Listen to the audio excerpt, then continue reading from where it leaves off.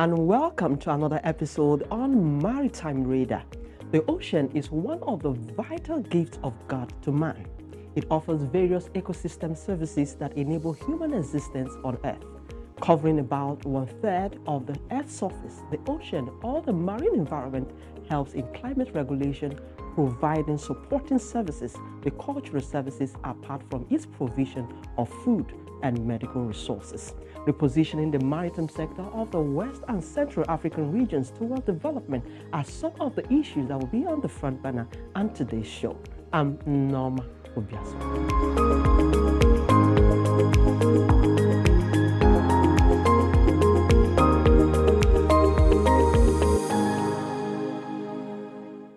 The Abuja MOU is the legal document under which countries of the region agree to develop and implement a common mechanism for their respective port-state control activities.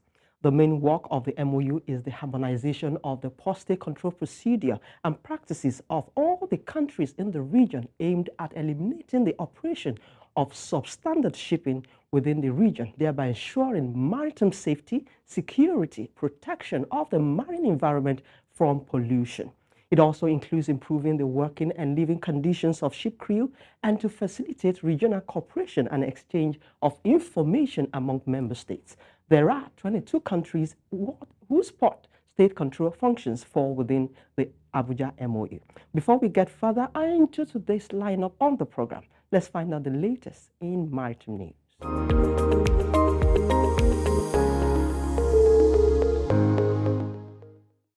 Efforts made by the Nigerian Ports Authority to eliminate the challenges facing export to Nigeria are beginning to yield results. As a result of 3.5 million metric tons of export trade were facilitated through Nigeria's seaports between January and June 2023. At a recent event in Lagos, the NPA's Managing Director, Mohammed Bello Koko, said NBA has been recording growth in exports since 2019, as the port recorded about 2.8 million metric tons of exports, which increased to 3.8 million metric tons in 2020. Export volume grew in 2021 to 3.79 million metric tons and over 5.1 million metric tons in 2022. Bello Koko noted that the NPA is also working closely with other government agencies such as Customs, Nigerian Shippers Council, and the Nigerian Maritime Administration and Safety Agency to ensure that imports and exports are cleared out of the port faster. The Acting Comptroller General of Customs, Adewale Adeniyi, has said the Nigeria Customs Service remains committed to ridding the country of illicit and harmful trade. Speaking while showcasing seizures of some items suspected to be cannabis sativa at the Ogun 2 Area Command, Adeniyi emphasized the recent efforts of officers in intercepting the illicit substance. The seizures include 14,015 parcels of cannabis sativa, weighing 7,728 kilograms and translating to a duty-paid value of 618,240,000. This was discharged from a boat on the creeks. 3 suspects and other items were handed over to the NDLEA on August 2. There have been at least 2 significant seizures in the past few days, one with a duty-paid value of 32,193,000. The acting comptroller reiterated the service's commitment to Nigerians to deliver on its statutory mandates. Fuel tester VPS has provided more information on incidents of contaminated bunker fuel originating from Houston, which led to the damage of 14 vessels. The latest reports followed a number of incidents confirmed during the second week of July. In details released this week, VPS noted that a total of 14 ships received contaminated fuel, which caused some form of damage to auxiliary engines and fuel delivery systems. 12 of the vessels took bunkers on board in Houston, 2 received a fuel in Singapore. In its early statement, VPS had reported that 11 ships had suffered operational issues, including loss of power and propulsion at sea, following bunker deliveries from a single supplier in Houston a few weeks ago. VPS noted that in addition to the 14 ships which were damaged and had been reported from burning the fuel, 18 vessels had also received contaminated fuel from 13 additional suppliers. However, operators of these ships had either seen no adverse reaction or did not provide feedback on any damage.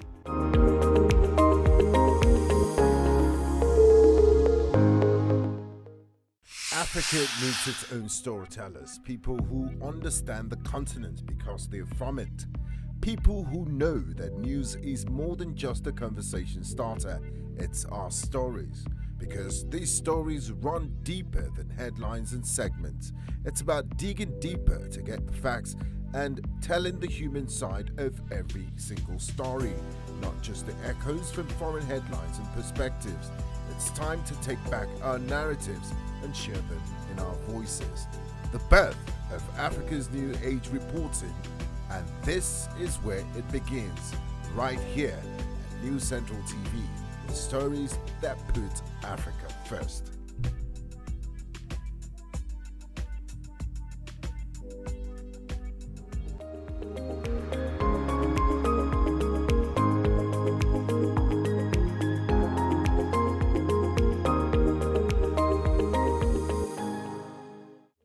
If you are just joining us, this is Maritime Radar. Our guest, a thoroughbred professional and one of the most respected master mariners in Nigeria, is Captain Sunday Umoren, Secretary General, Abuja MOU on port state control. Share on how he has developed a system of harmonized port state control inspection procedure by working through the instrument of cooperation, coordination, and collaboration.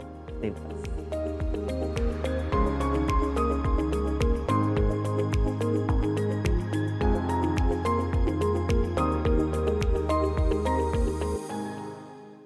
It's good to have you on the show.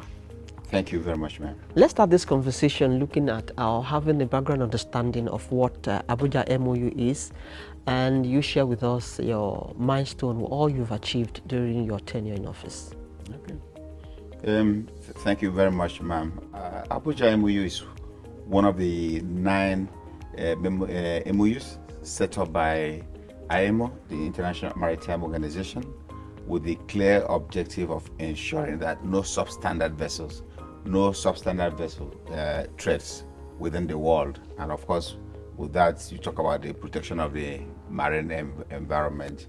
And there's always the question of what a substandard vessel is, which to us is a vessel that's defective in design and construction, a vessel that's not well maintained, or it's not repairs are not being carried out when due.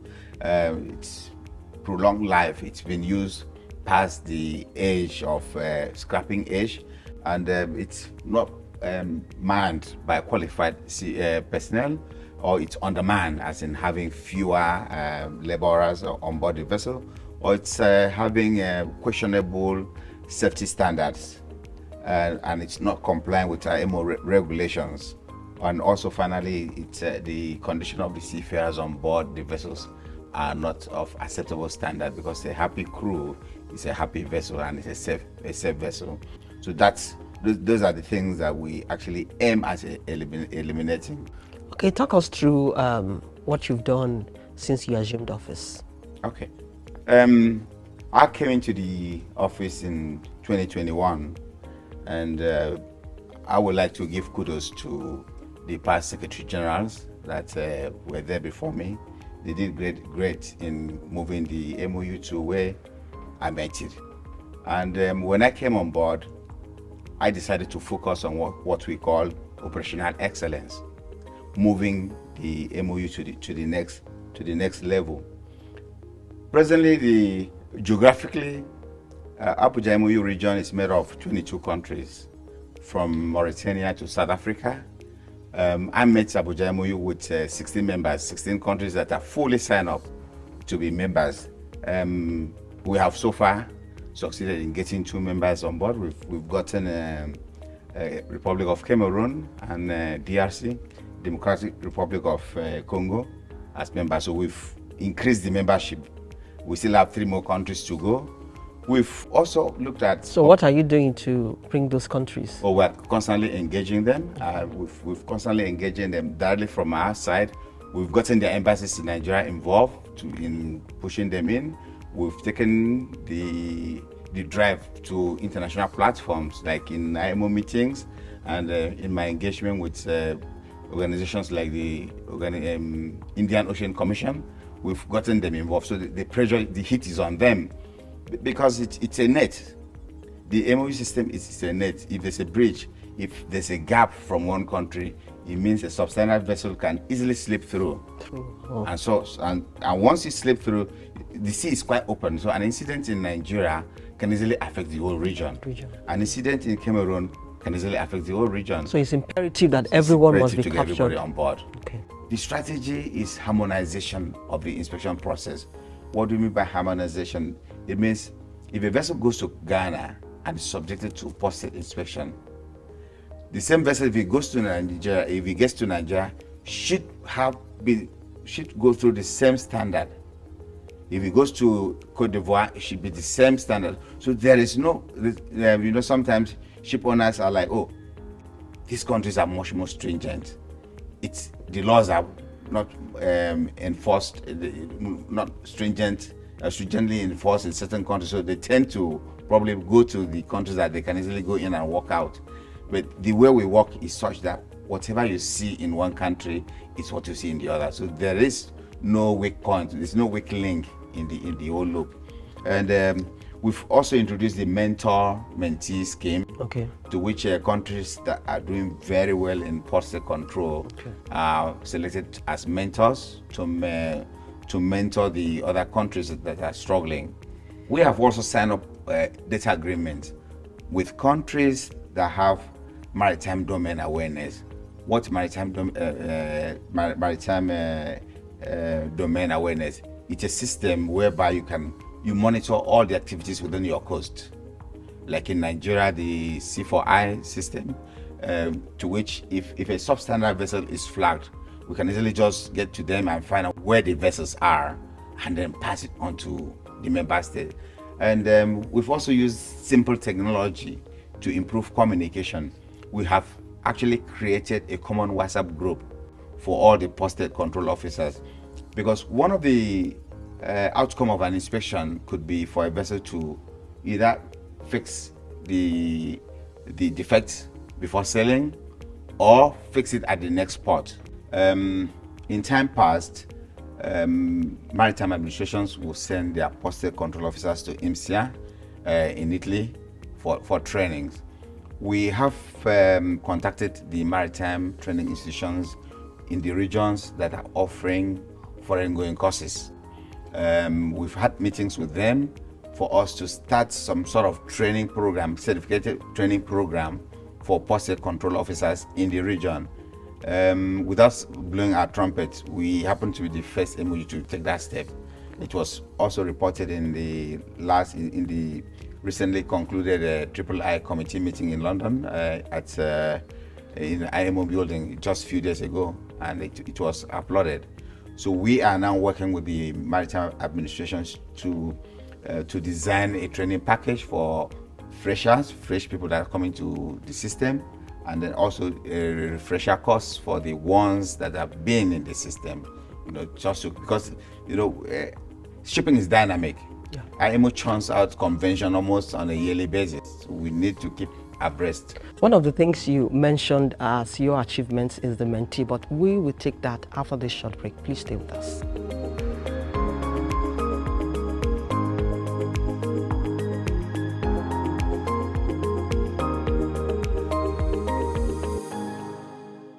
New Central TV, Africa's #1 storyteller, has come with the best of both worlds. With a combination of news app and live TV, we ensure that you keep track of the latest headlines, breaking news, and in-depth analysis from professional journalists from around the continent.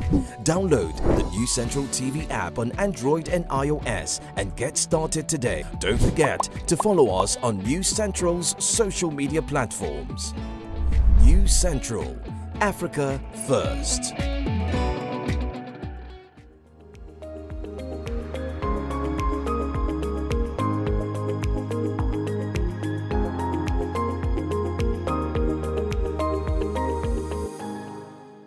If you are just joining us, this is Maritime Radio, and I still have with me Captain Sunday Umoren. Before we went on that break, one of the achievements you mentioned was the mentee scheme. So Nigeria is standing out as a mentor to guide other countries that are struggling with the post-state control. Talk us through what the mentee scheme is all about and the impact it has if effectively implemented. The key objective of the post-state regime is the making efforts to ensure that substandard vessels are not trading within the region. Substandard vessels not trading in a particular country is not effective enough, and it has to be harmonized. It has to be harmonized such that there is no escape for operators of substandard vessels, and that comes clearly. The responsibility lies on enforcement of the relevant IMO instruments or conventions. So enforcement of the conventions are carried out by post-state control officers, and it means they have to be knowledgeable, because you're looking at a vessel, sometimes visiting a vessel, and you have a captain that has had 20 years experience, and so you can't just send a tyro, a beginner, to go and inspect, to go and audit such a person.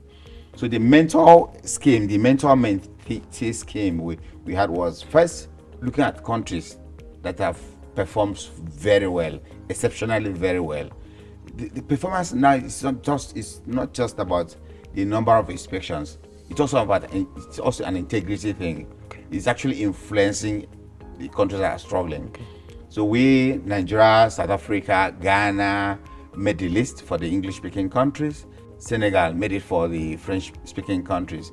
So we look at other countries too that are struggling, not having proficient post-state control officers that are proficient, to bring them, for them to have this on-the-job kind of training experience.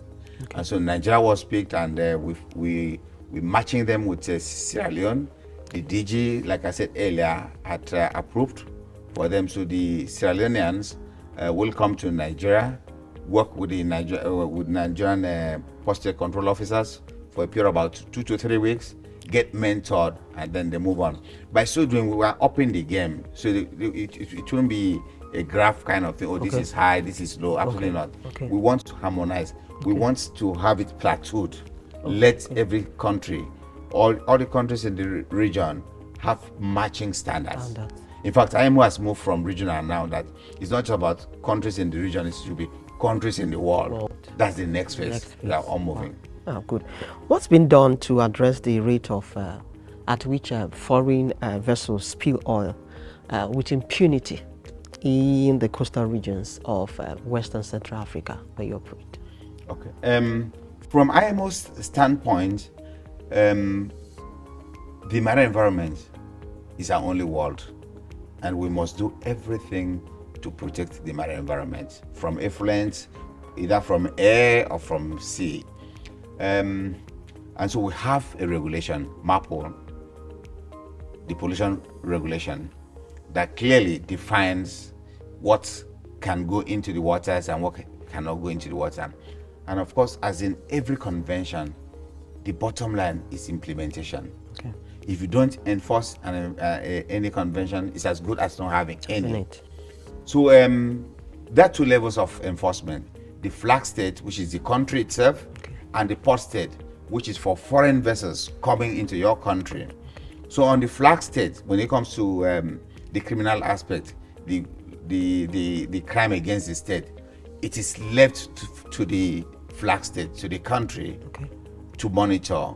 So they will inspect their vessels to ensure that the equipments are all intact, total compliance, that the vessel is compliant. A compliant vessel will have zero chance of pumping effluent into the seas. Your post-state control officers, what do you think is their greater challenge? Some countries, first, it's about how do you define a port. Some could just see a port as that appendage by the sea, the lateral, just from the land. So you can easily approach it by driving into it. but you also have what we call anchorages, some distances away from land. You also have your EEZ, your exclusive economic zone, where you develop, like for countries with a lot of offshore activities. Okay. So the main problem you have is logistics. Okay. How do they get there? So for countries that have high offshore activities, they actually struggle to have access to the vessels. But we are coming up with a solution. We are now looking at what we call remote inspection. We are planning a training for the posted control officers on remote inspection. So you don't have to physically go to the vessel. You can actually remotely conduct your inspection on the vessel. There's also the issue of support from the policymakers, and that's why we are getting trainings for the DGs of maritime administrations, for the ministers of transportation, for the member states, so that if they have this support from the policymakers, that will help them to perform a lot better. Corruption undermines efficiency. What have you done to ensure that the posted officers are monitored to curb these corruption and inefficiencies? IMO, with one of the subcommittees, the MEPC committee, have come up with what we call the Code of Conduct for posted control officers. Okay. So Code of Conduct clearly highlights integrity and other professionalism and other requirements that will actually help posted control officers to be very objective in executing their activities. However, we're dealing with humans. You can make all the laws, you can make all the rules. What happens when the guy is left with the captain alone? There have been some cases. Currently, there is an organization called Maritime Anti-Corruption Network, MSCN.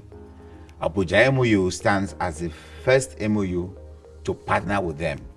And in fact, in our committee meeting in 2021, they had actually addressed the House on the need to ensure that posted control officers are carry out their responsibilities with highest degree of integrity. And where one is found wanting, in fact, the MSCN report will clearly highlight port by port, country by country, cases as reported by captains. Few cases have been reported to us.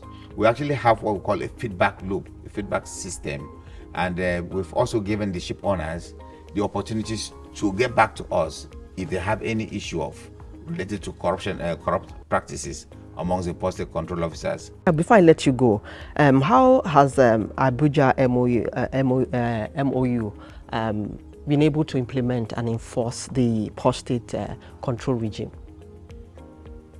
Okay, we have a lot of conventions. So the key thing, IMO churns out the conventions, which makes life easy for us, for everybody, for every country. The responsibility of every country will be to first ratify the conventions and domesticate them, make them your national laws, because you can't enforce things that are not in your national, in your Merchant Shipping Act. If they are not part of your law, you can't enforce them. So we are working strongly to ensure that the 16 conventions that posted control activities is linked up to, that all the member states ratify and domesticate them. We are aiming at being in the top quartile. Abuja MOU is not going to be at the bottom rung, absolutely not. We are aiming at being at the top quartile. If we're going to mention three top performing posted, in less than no time, Abuja MOU should be amongst the top 3. Wow, that's a great yardstick you have done there. It's been Captain Sunday Umoren. He is the Secretary General Abuja MOU State Port Control. Many thanks for coming on the program. Thank you very much, ma'am. On the last note for me, I will just tell everybody, support us. If you're passing by, you see a ship with a smoking exhaust, please call the Maritime Administration. You are helping us to rid the world of substandard vessels.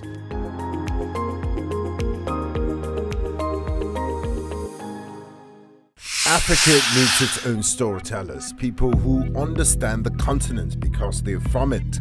People who know that news is more than just a conversation starter, it's our stories.